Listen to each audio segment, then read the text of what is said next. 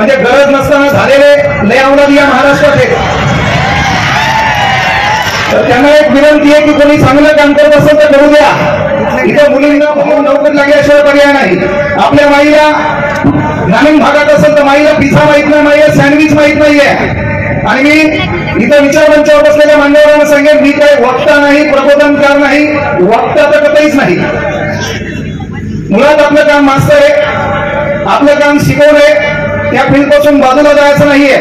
पण कुठेतरी मुली लागल्या तर आपल्या घराचं चित्र चरित्र बदलता येते. आपला बाप सूर्य मावळण्याच्या अगोदर लक्षात घ्या घरी येत नाहीये आणि सूर्य उगवण्याच्या नंतर घरी राहत नाहीये. तो शेतात राबराब लागतो, त्याची फाटकी बनेल, त्याच्या शकलेचा जो काही घुसवलेला अंगठा आहे त्या बापाला कोणी बोलू देत नाहीये. आणि त्या बापाला बोलायचं असेल तर सर्वात मोठी गोष्ट कपडे चांगले लागतात, त्यानंतर बुद्धिमत्ता लागते, शिकलेला लागतो.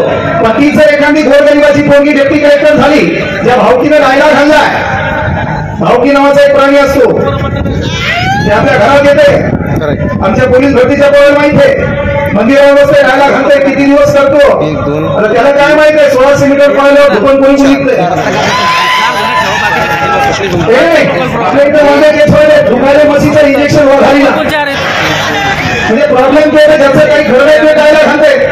आणि त्यामुळे कुठेतरी चित्र आणि चरित्र पोरांचं बदलत आहे. पण पोरींनो अभ्यास करा. अभ्यास केल्याच्या नंतर सर्वात मोठी गोष्ट आपल्या मायबापाचे स्वप्न साकार करा.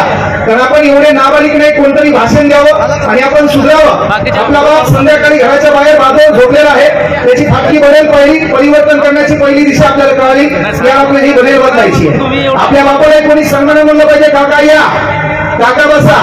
मी तुम्हाला सिंपल म्हणलं की जर समजा तुझा रिझल्ट या मागच्या एमपीएससी मध्ये डेप्टी कलेक्टर म्हणून आला असता तर इथं आयोजक कमिटीनं पहिल्यांदा तुझा बाप ढूंढला असता आणि या बापाला या विचारमंचावर बसविला असतं. मग ते काम तुला करायचे. पोरांना विनंती आहे, स्टेटस ठेवल्यानं माणसाचं स्टेटस बनत नाही. ज्याचं स्टेटस असते लोक त्याचं स्टेटसला ठेवतात. 393 वर्षानंतर महाराष्ट्राच्या कानाकोपऱ्यात आपल्या बापाचं स्टेटस ठेवलं जाते. धन्यवाद छत्रपती शिवाजी महाराज.